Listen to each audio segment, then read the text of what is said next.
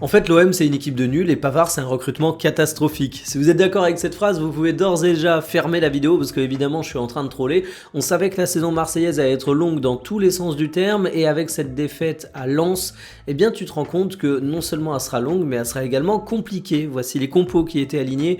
Et Benjamin Pavard, j'avais beau troller en disant que c'était un recrutement catastrophique, on peut quand même dire que c'était le maillon faible du match. Il était déjà coupable au Sporting et s'il provoque un péno et marque contre son camp, il est clairement dans le dur, c'est clairement une période catastrophique pour lui. Ça change pas que c'est un joueur de qualité, mais vraiment il va falloir sortir la tête de l'eau. Du côté d'Aguerd, c'est un peu tout le contraire. J'ai l'impression que plus les matchs passent, plus il s'impose comme étant une évidence en tant que patron.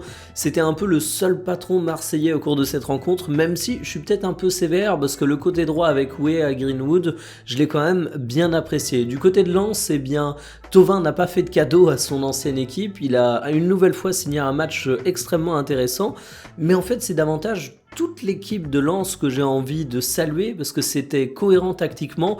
Aucun d'entre eux passe à côté de son match. On peut éventuellement dire que Wesley Saïd n'était pas impérial, mais en fait, j'ai envie de saluer les travaux de Pierre Sage. On savait que c'était un bon entraîneur.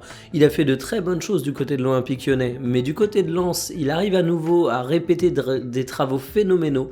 Donc juste bravo à Pierre Sage. Et du côté de Marseille, de toute façon, tu pouvais pas éternellement enchaîner les victoires, fallait bien qu'il y ait un petit revers.